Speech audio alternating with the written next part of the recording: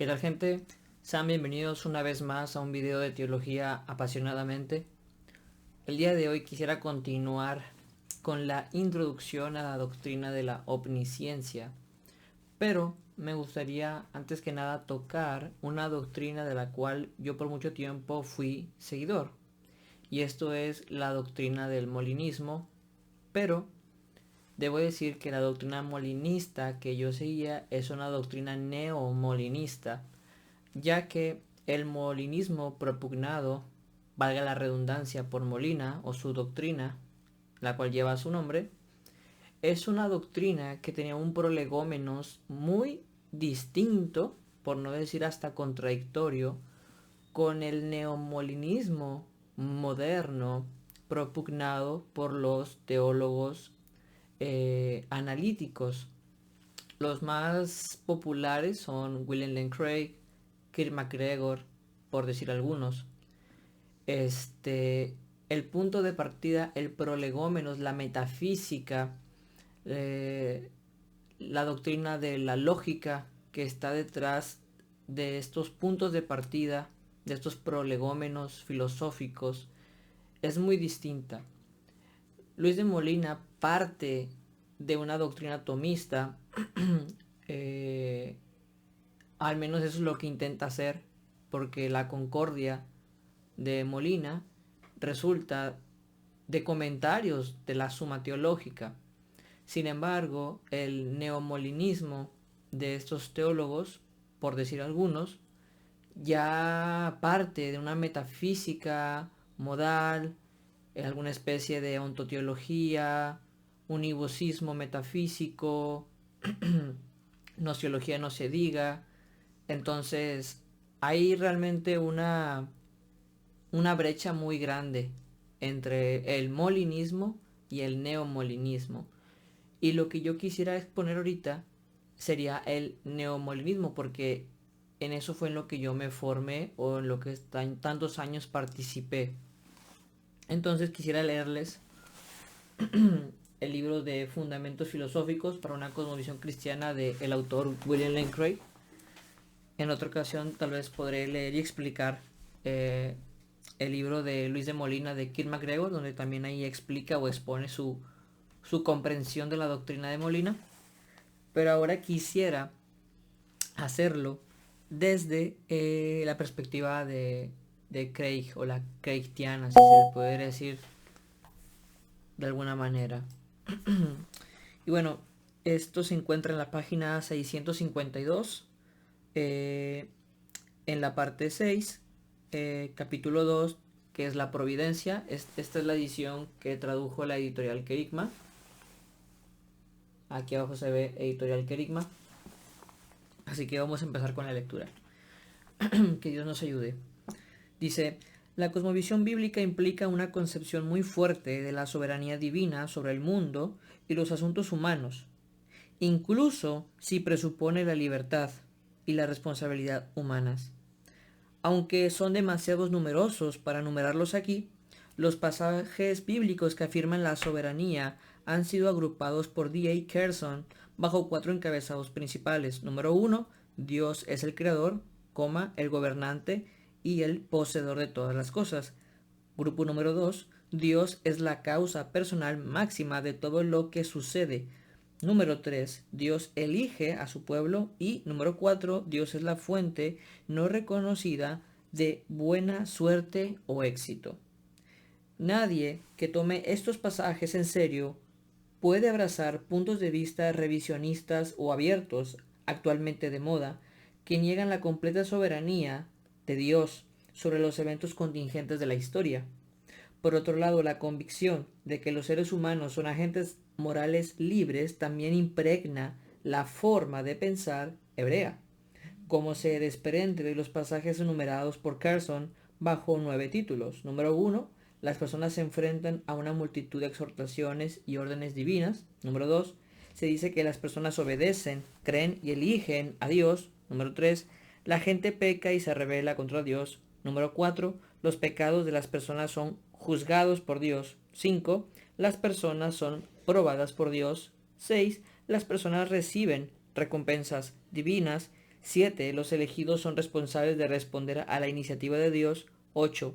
Las oraciones no son meros modelos escritos por Dios.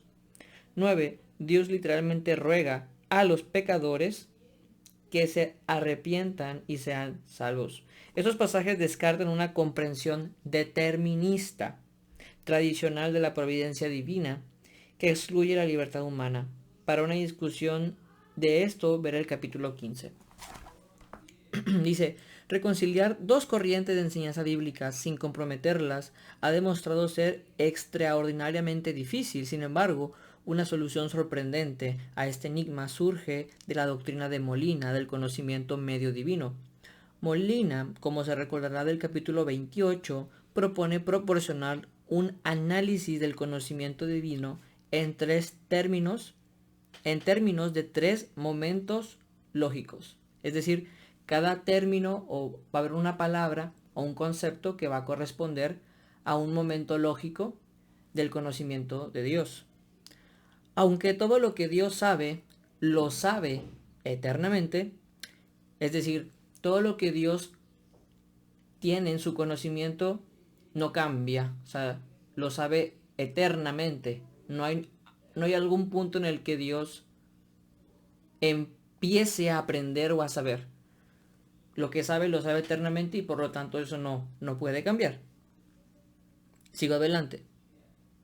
Aunque esto en algunos videos de Craig puede caer un poco en contradicción, porque yo recuerdo ver videos de William Lane Craig diciendo que Dios aprende. Pero bueno, sigamos adelante. Dice, aunque todo lo que Dios sabe, lo sabe eternamente, por lo que no hay sucesión temporal en el conocimiento de Dios, no obstante, existe una suerte de sucesión lógica en el conocimiento de Dios, en el sentido de que su conocimiento de ciertas verdades es condicional o explicativamente anterior a su conocimiento de ciertas verdades. Podemos comprender que lo que Craig trata de decir con que el conocimiento de Dios es eterno es porque no tiene sucesión temporal. Pero aún así creo que Craig con esto no quisiera decir que el conocimiento de Dios no cambie. Lo que quiere decir es que el conocimiento de Dios no tiene sucesión temporal y tal vez por eso quiere decir que no es eterno. No estoy de acuerdo con eso, pero hay que hacerle justicia al autor. Dice, no obstante, existe una suerte de sucesión lógica. Es decir, entre cada momento hay una sucesión lógica, no temporal. ¿Sí? Es decir, en el conocimiento divino está el conocimiento natural, que es el primer momento, y ese primer momento sirve como explicación o como fundamento, si se quiere, del siguiente momento, que es el conocimiento medio, y este sería el fundamento o explicación del conocimiento final, que es el conocimiento libre. Dice, en el sentido de que su conocimiento de ciertas verdades es condicional o explicativamente anterior a su conocimiento de otras ciertas verdades. En el primer momento incondicionado, o sea, este conocimiento no depende de nadie más que de Dios mismo. Dice, Dios conoce todas las posibilidades, no solo las de las criaturas que podría crear, sino de todas las órdenes de criaturas que son posibles. Molina llama a dicho conocimiento natural porque el contenido de dicho conocimiento es esencial para Dios y de ninguna manera depende de las decisiones libres de su voluntad. Por medio de su conocimiento natural, entonces Dios tiene conocimiento de cada estado contingente de cosas que podría obtenerse y de lo que cualquier criatura libre podría elegir libremente hacer en cualquier estado de cosas que debería ser real. El conocimiento natural es el conocimiento de Dios de todas las posibilidades, dice Craig, pero yo también como ex-molinista diría que en el conocimiento de Dios también hay verdades necesarias, no solamente verdades de las posibles cosas, sino también existen verdades necesarias que no pueden cambiar.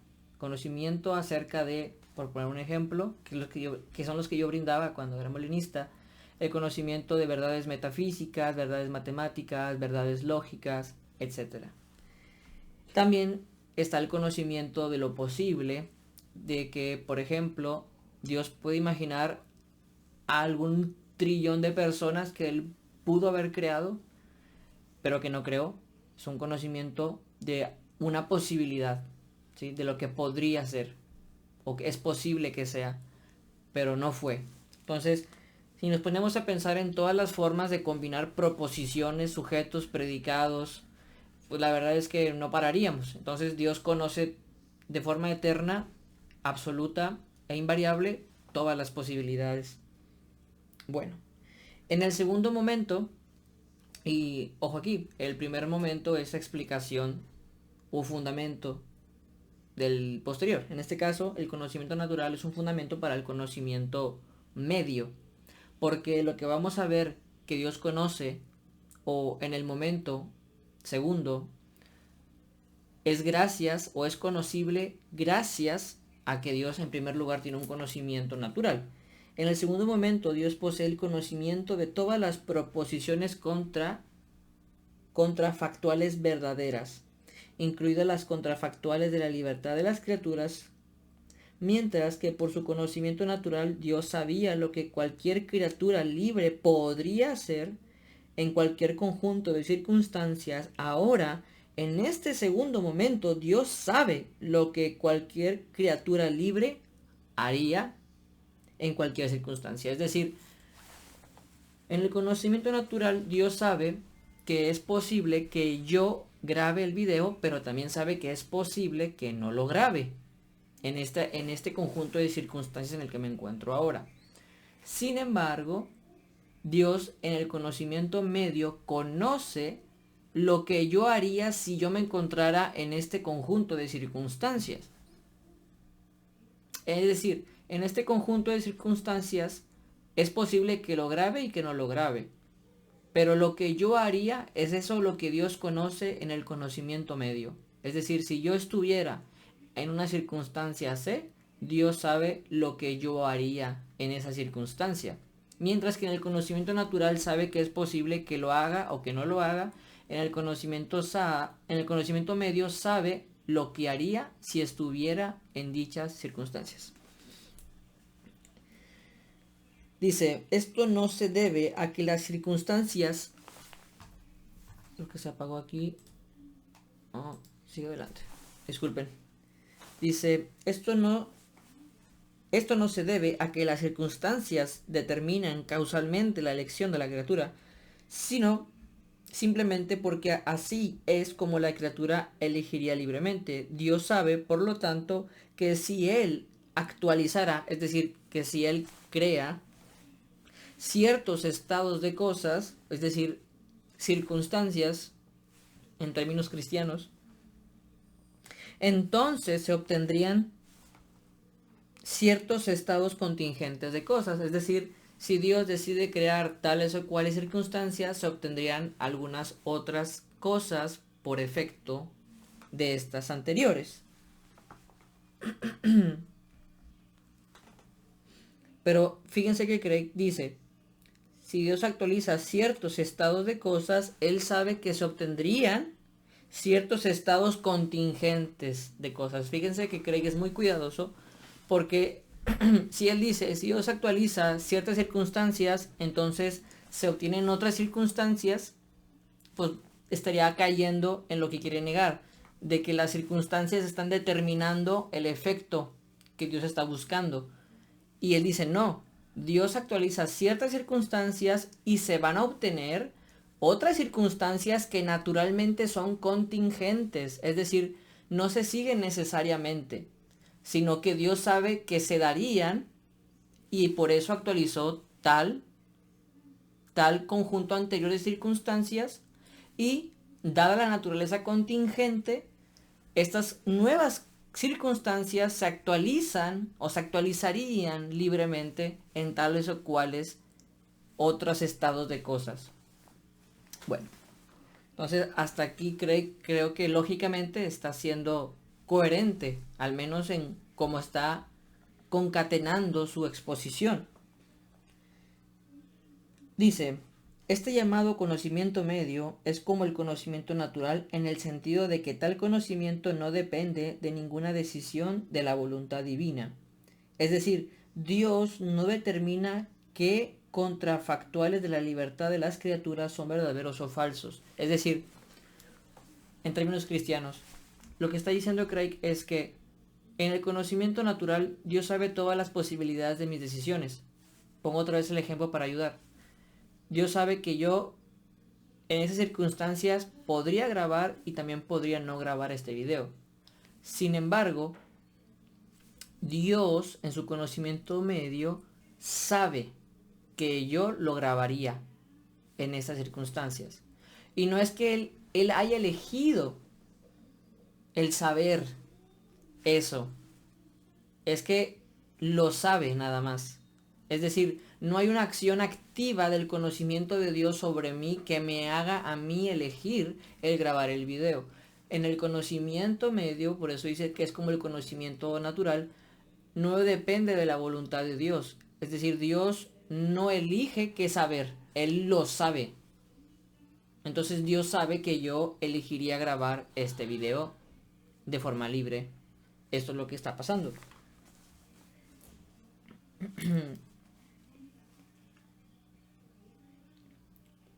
Por lo tanto, si es verdad que si algún agente S fuera puesto en la circunstancia C, entonces él realizaría libremente la acción A. Entonces incluso Dios en su omnipotencia no puede lograr que ese, o sea, la persona, se abstenga libremente de hacer lo que haría si fuera colocado en esa circunstancia. Por otro lado, el conocimiento medio es diferente al conocimiento natural en el sentido de que el contenido de su conocimiento intermedio no es esencial para Dios. Los contrafactuales verdaderos son contingentemente verdaderos. Esto es importantísimo, debido a que el contenido veritativo de ese conocimiento se genera a partir de una decisión libre de la persona. Como las decisiones libres son cosas que yo podría o no podría haber hecho en su momento, eso quiere decir que ese conocimiento medio de Dios podría ser de otra manera. En este caso, en su conocimiento medio, antes de crearme, Dios sabía que yo grabaría este video en esas circunstancias. Sin embargo, esa verdad podría haber sido distinta debido a que es una verdad que está fundamentada en una acción que naturalmente es contingente, es decir, en mi voluntad, en mi acción de grabar, en mi voluntad. ¿Yo elijo hacerlo o no? Entonces, por lo tanto, la verdad de ese conocimiento de Dios también podría haber sido distinta. Muy distinto al natural, ese no puede cambiar. Es decir, es posible que grabe o no grabe, pero no hay término medio. Y fuera de esas dos posibilidades no hay más. No puede cambiar el conocimiento de esas posibilidades. Lo que sí puede cambiar es lo que yo hubiera hecho en esas circunstancias. Y por lo tanto, el conocimiento hubiera sido distinto. Ese podría decidir libremente abstenerse de A en C, de modo que diferentes contrafactuales podrían ser verdaderos y ser conocidos por Dios que aquellos que sí lo son. Por lo tanto, aunque es esencial para Dios que tenga un conocimiento medio, no es esencial para Él tener un conocimiento medio de esas proposiciones particulares que de hecho sabe. Es decir, que podrían haber sido distintas las cosas que Él sabe en su conocimiento medio. O sea, no son eternamente permanentes, sino que debido a la naturaleza se dieron de esta manera, pero podrían haber sido distintas. Las verdades se conocen en el conocimiento medio. Interviniendo entre el segundo y el tercer momento de conocimiento divino se encuentra el decreto libre de Dios para crear un mundo conocido por Él que es realizable sobre la base de su conocimiento medio. Por su conocimiento natural, Dios sabe cuál es toda la gama de mundos lógicamente posibles. Por su conocimiento medio, Él sabe en efecto cuál es el subconjunto apropiado de esos mundos que le es posible realizar. Y por una decisión libre, Dios decreta actualizar uno de esos mundos conocidos por él a través de su conocimiento medio. Es decir, conocimiento natural es un conocimiento de todos los trillones y miles de mundos posibles, lógicamente hablando. En un conocimiento medio se restringe porque ahora ya no me interesan las dos posibilidades. Me interesa cuál de esas dos posibilidades es la que se hace verdadera. Por lo tanto, pudiéramos decir que se reducen a la mitad, ¿no?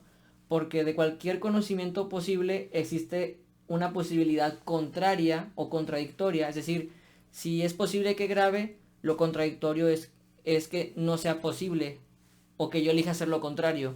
Entonces de esas dos posibilidades solamente se conoce una, porque al actualizar una, la otra automáticamente pasa a ser falsa. Pero bueno, eso no le presta mucha atención. Entonces en el conocimiento medio ya el subconjunto es menor, porque ahora interesan solamente las cosas que son verdaderamente contingentes. Y luego está la voluntad de Dios que decide crear, ¿verdad? El mundo, el conjunto de cosas que en su voluntad y en su plan le parecen más apropiado, porque hasta eso es algo muy importante. Todo lo que existe existe porque Dios decide crearlo. No hay una especie de emanación involuntaria. Dios elige crear a las cosas, traerlas a la existencia y trae un conjunto de cosas que de antemano ya conoce y por lo tanto cuando Él las crea, esas cosas van a suceder en la misma naturaleza en las que fueron conocidas, es decir, de forma libre y contingente. Y contingente. Dice, al hacerlo, también Él decreta cómo Él, o sea, Dios, cómo Él mismo actuaría en cualquier conjunto de circunstancias, para que los contrafactuales de la libertad divina se hagan realidad causalmente por el decreto divino. Es decir, dado que Dios va a mandar a existir un mundo por su decreto, pues Él también en ese plan que ya concibió de antemano, pues Él mismo va a elegir cómo va a actuar de acuerdo a las circunstancias que Él decidió crear, ¿no? Entonces, imagínense que una persona elabora un plan de actuar, no sé, en un proyecto, en un trabajo, pues ella también se tiene que contemplar en cómo ella va a colaborar en ese plan, cómo va a intervenir en ese plan, lo que le toca hacer de antemano. Nada más que la diferencia es como que Dios es infinitamente sabio, ya no necesita esperar a que sucedan, ya lo sabe y por lo tanto también decreta lo que él haría. Aquí parece, bueno, al menos me parece un poco conflictivo que diga que decrete sus acciones, porque una vez que decreta sus acciones, ya no podría hacer lo contrario Dios. Bueno, pero eso lo dejaremos para otra discusión. Dada la decisión libre de Dios de actualizar un mundo, en el tercer y último momento Dios posee el conocimiento de todas las proposiciones restantes que son de hecho verdaderas en el mundo real, incluido las futuras proposiciones contingentes.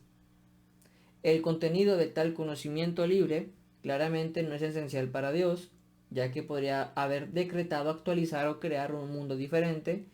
Si lo hubiera hecho, el contenido de su conocimiento libre sería diferente. Como podemos notar, el conocimiento libre, o sea, el conocimiento del mundo que Dios crea, ese sí depende de su voluntad porque es un conocimiento de las cosas que son existentes y son existentes porque Él decidió crearlas. Entonces, ese es el único conocimiento que depende de la voluntad de Dios, el conocimiento libre. Todos los demás no dependen de Él. Y con decir que no dependen de Él, no quieren decir que Dios tenga las manos atadas, es que Dios conoce. Y cuando conoces, tomas un rol, al menos en el esquema neomolinista, tomas un rol pasivo. Es decir, el conocimiento de Dios es un conocimiento por correspondencia. Es decir, Dios en su intelecto tiende hacia algo externo a Él que lo tiene que conocer y por lo tanto Él es ahora el que tiene que recibir información para conocerla o tiene que haber algo para conocerlo, ¿sí? Entonces ahí Dios toma un papel pasivo. ¿sí? Porque esa es la naturaleza del conocimiento en la que está envuelto Dios en el neomolinismo. Por eso hay problemas luego con temas de grounding o de fundamentación. Por eso muchos filósofos rechazan el molinismo, porque no hay un estatus ontológico de las cosas futuras contingentes, y por lo tanto el conocimiento de Dios no puede tender hacia ellas. Por ejemplo, mi conocimiento es hacia las cosas reales. Yo puedo decir que aquí hay un monitor, que aquí hay una computadora, porque las cosas son reales y por eso puedo conocerlas. Yo no puedo decir que conozco algo que no existe. No lo conozco, lo estoy pensando, lo estoy idealizando, pero no conociendo. Conociendo es algo que tiene que estar ligado a al ser de las cosas, y por eso yo lo mencioné en el video anterior. Bueno, por eso algunas personas rechazan el molinismo, porque a la hora de querer exponer la metafísica de la verdad, del conocimiento medio, pues no hay ese ser al cual tienda la ciencia divina para conocerle. Bueno, ahora, dice Craig, el esquema de Molina es una doctrina notable, es una doctrina de notable productividad teológica, y lo es. Una cosa es que no pueda demostrarse como verdadera. Al menos yo considero, al menos en mi estado actual, porque ahora yo soy tomista, considero que si tal vez reformular algunos argumentos molinistas tal vez podría ser que funcionen. Sin embargo, en donde yo me quedé como molinista, llegué a la conclusión de que no podría demostrar que el molinismo es verdad. Es un sistema coherente, eso sí. El problema es que no puede demostrársele. Es que es muy distinto demostrar que un sistema es verdad a que sea coherente o consistente. El molinismo es muy consistente y por eso creo que Craig está en lo correcto al decir que es muy productivo. El punto, y bueno, para mí no es un problema, simplemente es un punto, porque yo estoy totalmente satisfecho con que alguna doctrina teológica no pueda demostrarse como verdadera, porque hay cosas que aceptamos por fe. Sin embargo, dentro del esquema racionalista, dentro de los prolegómenos del neomolinismo, los teólogos o filósofos de la religión que se suscriben a este sistema muchas de las veces sí creen y sienten la necesidad de demostrarlo como verdad. El problema al que yo llegué es que en su momento no pude demostrarlo como verdad. Bueno, dice, el esquema de Molina, es una doctrina de notable productividad teológica que resuelve de un solo golpe la mayoría de las dificultades tradicionales relativas a la divina providencia y a la libertad humana. Bueno, eso también está en discusión, pero eso no lo voy a tocar aquí. Molina define la providencia como la ordenación de Dios de las cosas para sus fines, ya sea de forma directa o inmediata a través de agentes secundarios. Molina define la providencia como la ordenación de Dios a las cosas para sus fines, ya sea directa o mediante de agentes secundarios, ¿ok? O sea, Dios puede ordenar las cosas, que las cosas se cumplan de forma inmediata o esperando que un agente lo haga. Para él distingue entre las intenciones absolutas de Dios y las intenciones condicionales con respecto a las criaturas. Es, por ejemplo, la intención absoluta de Dios que ninguna criatura peque jamás y que todos lleguen al cielo. Pero no está dentro del poder de Dios determinar qué decisiones tomarían libremente las criaturas bajo diversas circunstancias. En ciertas circunstancias las criaturas pecarán libremente a pesar de que es la voluntad de Dios que no pequen.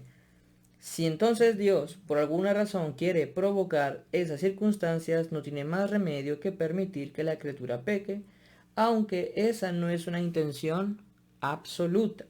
Las intenciones absolutas de Dios a menudo son frustradas por criaturas pecaminosas, aunque su intención condicional, que toma cuenta o que toma en cuenta las acciones libres de la Escritura siempre se cumple. Es decir, dado que el conocimiento, o al menos las intenciones absolutas de Dios son no pecarás, no robarás, no matarás, estas intenciones absolutas no tienden de forma causal a las criaturas, sino de forma normativa. Sin embargo, las intenciones secundarias de Dios, como forman parte del conocimiento medio de Dios, Dios es capaz de usar las acciones libres y contingentes de las criaturas para conseguir ciertos fines o propósitos. Un ejemplo, el faraón de Egipto en la historia del Éxodo, donde Dios libremente lo endurece, ¿sí? Donde esta persona se rehúsa al llamado de Dios y por lo tanto se termina siendo acreedor del endurecimiento divino. Y con esto Dios consigue glorificar su nombre, mostrar su poder, etcétera, etcétera, etcétera. Bueno, ¿dónde nos quedamos? Ahora, obviamente, en este mundo es el plan providencial de Dios permitir que ocurra el pecado, pero incluso el pecado sirve a las intenciones condicionales de Dios en el sentido de que manifiesta su bondad desbordante en la encarnación de Cristo con el propósito de rescatar a la humanidad del pecado, su poder en su pueblo redentor del pecado y su justicia para castigar el pecado. Esto es otro ejemplo. Mientras que la providencia de Dios entonces se extiende a todo lo que sucede, no se sigue que Dios quiera positivamente todo lo que sucede. Es decir, cree que está distinguiendo entre lo que Dios permite que suceda y lo que Dios quiere que suceda. Dios quiere positivamente cada buena decisión de las criaturas, pero las malas decisiones no las quiere, sino que simplemente las permite. Molina explica: todas las cosas buenas, ya sean producidas por causas que actúan por una necesidad de la naturaleza o por causas libres, dependen de la predeterminación divina y la providencia, de tal manera que cada uno está específicamente destinado por Dios a través de su predeterminación y providencia, mientras que los actos malvados de la voluntad creada están sujetos también a predeterminación divina y la providencia en la medida en que las causas de las cuales emanan y la concurrencia general por parte de Dios requerida para obtenerlos, se les otorga la predeterminación divina y la providencia, aunque no para que estos actos particulares emanen de ellos.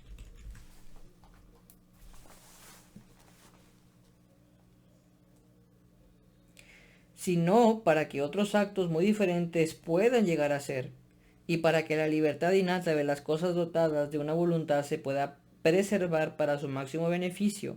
Además, los actos malvados están sujetos a la misma predeterminación y providencia divina en la medida en que no pueden existir en particular a menos que Dios en su providencia los permita, en particular al servicio de un bien mayor. De lo contrario, se desprende claramente que todas las cosas, sin excepción, están individualmente sujetas a la voluntad y providencia de Dios, que tiene la intención de que algunas de ellas sean particulares y permiten el resto como particulares. De una forma sencilla y cristiana de decirlo, para Molina hay cosas que suceden porque Dios de forma particular desea que esas cosas sucedan. Por ejemplo, la resurrección del Señor Jesucristo, el abrir el mar rojo, la creación del mundo. Sin embargo, hay otras cosas que Dios permite que sucedan, no porque realmente Dios las desee en sí mismas, sino porque por medio de ellas conseguirá algunas otras cosas que está deseando por medio de estas otras cosas. Eso es lo que pasa en la relación entre el pecado particular de los hombres y la providencia divina en Molina. Dice Craig, todo lo que sucede por tanto ocurre ya sea por la voluntad de Dios o por el permiso de Dios y por lo tanto cae bajo su providencia. Esto sirve para poner de relieve la doctrina de la concurrencia simultánea de Molina, que junto con el conocimiento medio proporciona los fundamentos de su doctrina de la providencia. Dado que Dios es la primera causa, los teólogos medievales tradicionalmente sostuvieron que Dios no solo conserva el universo en el ser, que eso es muy importante, sino que Él concuerda con la operación de cada causa secundaria en el universo, de modo que Él, o sea Dios, literalmente es la causa de todo lo que sucede. Santo Tomás interpretó que la noción de concurrencia divina significa que Dios no solo suministra y conserva el poder de la operación de cada causa secundaria, sino que actúa sobre las causas secundarias para producir sus operaciones reales. Una visión que llegó a conocerse como la doctrina del premovimiento. Con respecto a los actos contingentes de la voluntad, esta doctrina dice que las decisiones libres de las criaturas son producidas por Dios, causando que la voluntad de una persona vaya a sí misma de esta o de otra manera.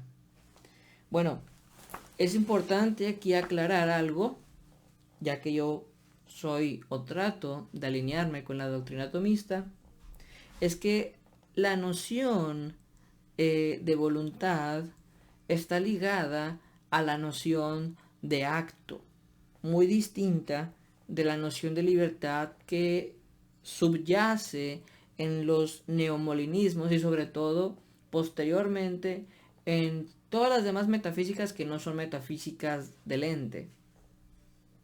¿Qué quiero decir con esto?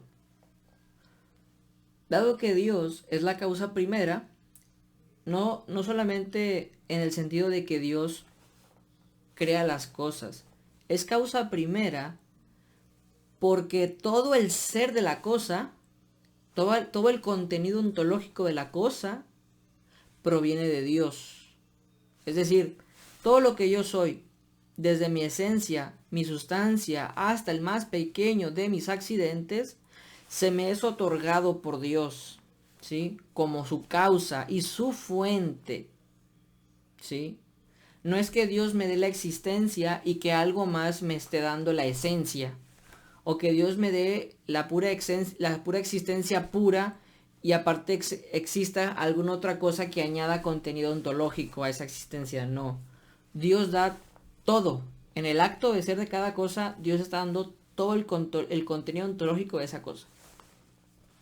Ahora, debido a que yo soy un alma y un cuerpo, gracias a mi alma yo tengo la capacidad o la facultad de la voluntad o de la libertad. Y por medio de ella yo soy capaz de causar mis operaciones, mis decisiones. Ahora, viéndolo en un esquema metafísico, como ya dijimos que Dios es causa primera de todo, debido a que Dios es causa primera de todo, Él me tiene que dar a mí no solamente el ser como conservación, que es lo que dice Craig, o como fundamentación, es decir, que mantiene la existencia de la cosa. No solamente Dios hace eso, que ya, por decirlo de una manera, ya es todo lo que puede ser. Nada más que Craig separa eso de la conservación y añade también el aspecto de la voluntad de la criatura. Es decir, para Craig es posible separar el aspecto conservativo del aspecto volitivo. Como si una cosa fuera el hecho de que Dios me da el ser o la existencia y por otro lado está mi voluntad. Ese es un problema, no lo voy a exponer aquí porque no es ahorita el propósito, pero esa es la razón por la que Craig le es posible hacer esto, porque él cree de esa manera. Santo Tomás, por otro lado, la voluntad que está en el ser de la criatura es una facultad del alma, la capacidad de causar o de autodeterminarse, viene dada por la cosa, es decir, por su contenido ontológico que la cosa tiene como propio, y ese contenido ontológico se mantiene en el ser porque Dios lo está causando, y lo está causando de esa manera, para que se sostenga como alma, para que se sostenga como persona. No es que Dios crea y deja a la cosa haciendo, que es otro aspecto, no sé si Craig lo sostenga, pero muchos teólogos o filósofos modernos ya no creen en la doctrina de la conservación. Sin embargo, Santo Tomás sí lo sostenía, y por lo tanto, todo el contenido ontológico de la cosa es causado por Dios. Y por lo tanto, de una forma análoga, también la voluntad es causada por Dios.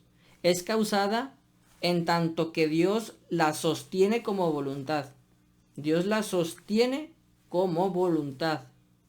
Le da el ser para que sea lo que es. Ahora, las operaciones de la voluntad también son cosas reales. Es decir, las operaciones de mi voluntad como levantar la mano o elegir qué creer son operaciones reales porque son cosas que mi alma decide actualizar, decide determinar. Y para que esas operaciones sean reales, Dios también tiene que estar causándolas. Pero es aquí, diría yo, la grandeza de la doctrina atomista. Dios está causando en el orden del ser, no en el orden, si se puede decir, para que me entiendan las personas que no se suscriben al tomismo, en el orden de la acción o en el orden de la elección.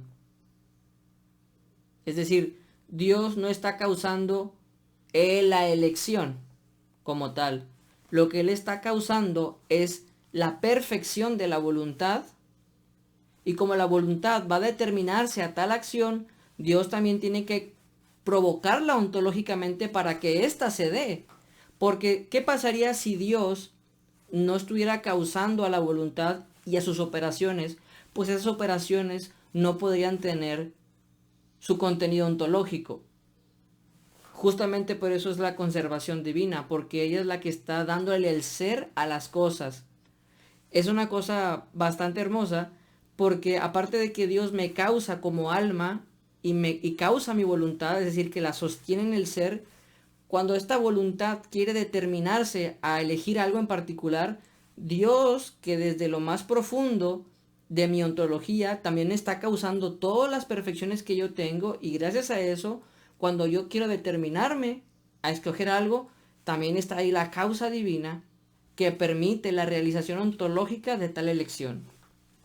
De otro modo, sería un alma que quiere escoger pero que nunca termina escogiendo, porque le faltaría a sus operaciones, a sus elecciones, el ser, el llegar a ser, y eso solamente lo da Dios. Bueno, entonces ya con eso no se invalida la libre elección de la voluntad, solamente que pues para comprender a Santo Tomás pues hay que tener un background interesante de la doctrina de la metafísica, ¿no? Y sobre todo librarse del formalismo. Pero bueno, eso lo dejaremos para otro video. Ya para finalizar, dice Molina, Craig dice, Molina, sin embargo, rechaza esta interpretación de la concurrencia divina en términos de premovimiento como en la realidad completamente determinista e incompatible con la existencia del pecado. En cambio, propone considerar la concurrencia divina como concurrencia simultánea, es decir, Dios actúa no sobre, sino con la causa secundaria para producir su efecto.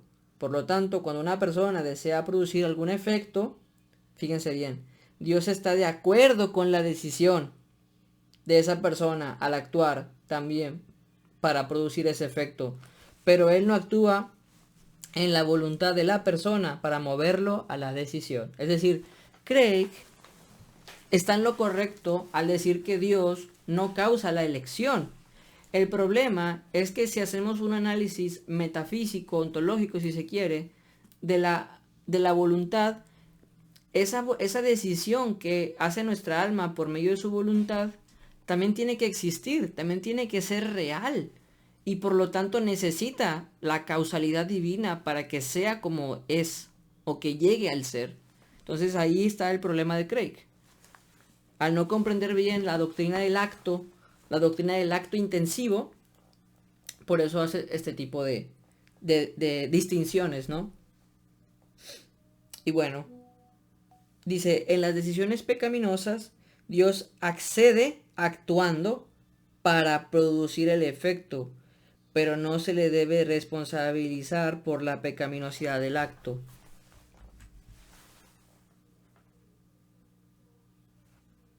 Ya que no movió la voluntad de la criatura para hacerlo, más bien por su determinación a permitir la libertad humana simplemente permitió que se tomara la decisión.